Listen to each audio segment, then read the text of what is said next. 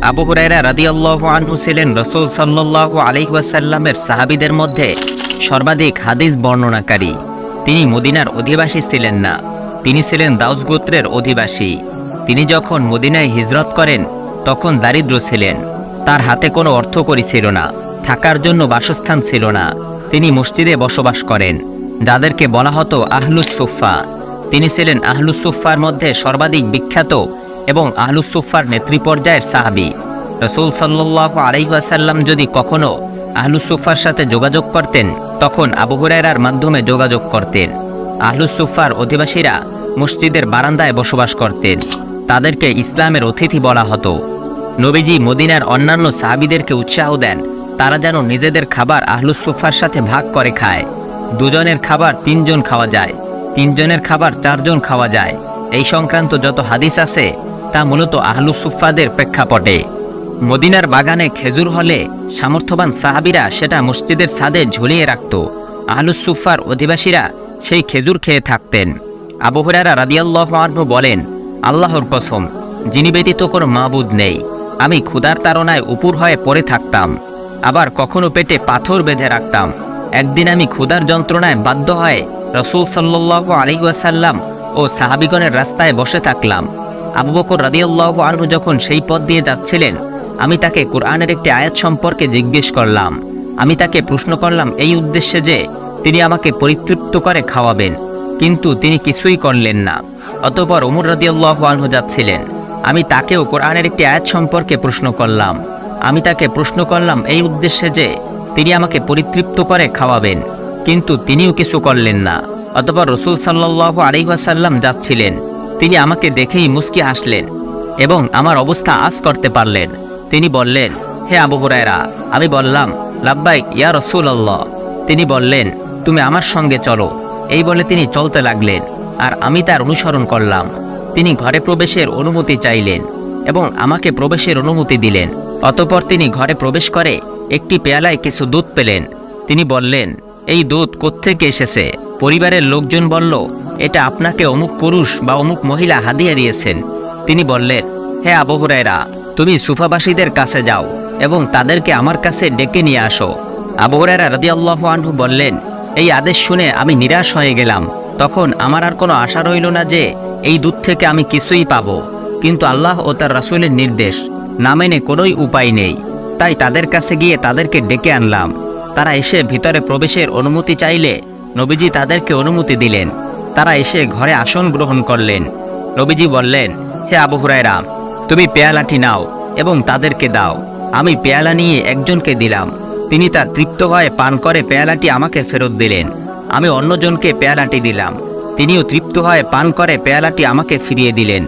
এমনকি আমি এভাবে দিতে দিতে শেষ পর্যন্ত রাসূল সাল্লাল্লাহু আলাইহি ওয়াসাল্লাম পর্যন্ত পৌঁছলাম। তারা সবাই তৃপ্ত হলেন। অতঃপর রাসূল সাল্লাল্লাহু আলাইহি ওয়াসাল্লাম পেয়ালাটি নিজ হাতে নিয়ে আমার দিকে তাকিয়ে মৃদু হাসলেন আর বললেন, হে আবু হুরায়রা, এখন আমি আর তুমিই আছো। আমি বললাম, হে আল্লাহর রাসূল, আপনি ঠিকই বলেছেন। তখন নবীজি বললেন, এখন তুমি বসো এবং পান করো। তখন আমি পান করলাম। নবীজি বললেন, তুমি আরও পান করো। আমি আরও পান করলাম। তিনি আমাকে আরও পান করার নির্দেশ দিতেই থাকলেন।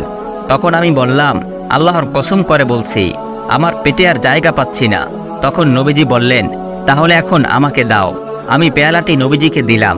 তিনি আল্লাহর প্রশংসা করলেন এবং বিসমিল্লাহ বলে বাকিটুকু পান করে নিলেন। একসময় আবু হুরায়রা রাদিয়াল্লাহু আনহুরও আর্থিক অবস্থার পরিবর্তন হয়। নিঃস্ব থেকে তিনিও স্বাবলম্বী হন।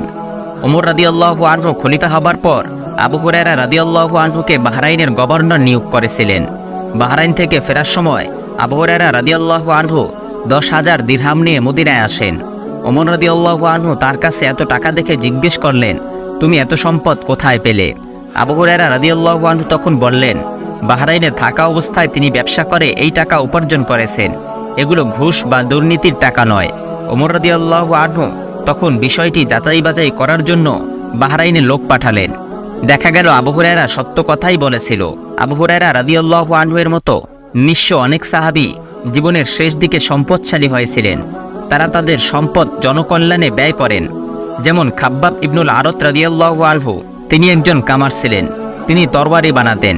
মক্কায় এসেছিলেন দাস হয়ে। মক্কার সমাজে নিম্ন শ্রেণীর একজন হিসাবে ইসলাম গ্রহণ করার ফলে তার উপর অমানবিক নির্যাতন করা হয়। তাকে রোদের মধ্যে শুকিয়ে পিঠে গরম পাথর দেওয়া হতো, ফলে তার পিঠ ঝলসে মাংস পোড়ার গন্ধ বের হতো। কাফিররা সেগুলো দেখে উচ্ছ্বাসিত হতো। তার অর্থনৈতিক জীবনেও বিপর্যয় নামে। মানুষ তাকে দিয়ে তরবারি বানাতো, কিন্তু তিনি টাকা চাইলে টাকা দিত না। সেসব কাফিররা বলতো, তুমি না আখেরাতে বিশ্বাস করো?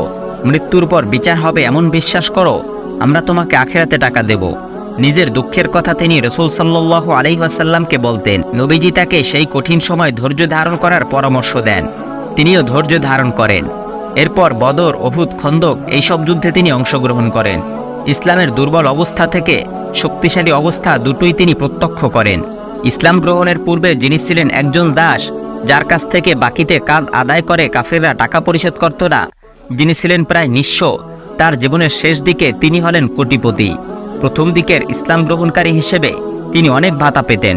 বার্ষিক ভাতা ছিল প্রায় কোটি টাকা। তাছাড়া গনিমতের সম্পদ থেকেও তিনি ভাগ পেতেন। এসব মিলিয়ে তার কাছে জমা হয় প্রায় ৮০,০০০ দিরহাম। সাহাবীদের সময় ৮০,০০০ দিরহামে যা কিছু কেনা যেত, আমাদের সময় সেই অর্থ প্রায় ১৩ কোটি টাকার সমান। খাব্বাব ইবনুল আরত রাদিয়াল্লাহু আনহু সেই অর্থ নিজের জন্য জমা রাখেননি। তিনি একটি জায়গায় তার সেই সম্পদ রাখেন। জায়গাটি সবাই চিনত। তিনি ঘোষণা দিয়েছিলেন, যার যখন প্রয়োজন হবে সে যেন তার প্রয়োজন মতো এখান থেকে অর্থ নিয়ে নেয়। এই অর্থ কখনো ফেরত দেওয়া লাগবে না। যার ঋণ পরিশোধের প্রয়োজন হতো সে খাব্বাব রাদিয়াল্লাহু আনহুর সেই জায়গা থেকে ইচ্ছামতো টাকা নিত। এ যেন এক উন্মুক্ত ব্যাংক, যেখান থেকে লোন নিতে দরখাস্ত করতে হয় না, জমিজমা বন্ধক রাখতে হয় না, সুদ দিতে হয় না এবং ঋণ পরিশোধও করতে হয় না। যে সাহাবী একসময় নিঃস্ব ছিলেন, তিনি বাকি মানুষের জন্য এমন একটি ব্যবস্থা করে যান যা থেকে সমাজের গরিব নিঃস্ব অভাবীরা উপকৃত হতে পারে। ইসলামের জন্য এত ত্যাগ করা সত্ত্বেও খাব্বাব রাদিয়াল্লাহু আনহু ভয় পেতেন, যা একজন মুমিনের বৈশিষ্ট্য।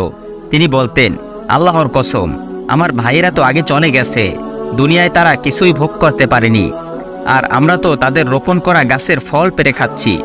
এই বিষয়টি আমাকে দুশ্চিন্তায় ফেলেছে। প্রিয় সৌদি, আল্লাহ তাআলা আমাদের সকলকে সাহাবায়ে কেরামের মতো উত্তম চরিত্র দান করুন। আজ এ পর্যন্তই। আমাদের চ্যানেলে নতুন হয়ে থাকলে সাবস্ক্রাইব করুন। ভিডিওটি ভালো লাগলে লাইক, কমেন্ট ও শেয়ার করে অন্যদের দেখার সুযোগ করে দিন। আসসালামু আলাইকুম ওয়া রাহমাতুল্লাহ।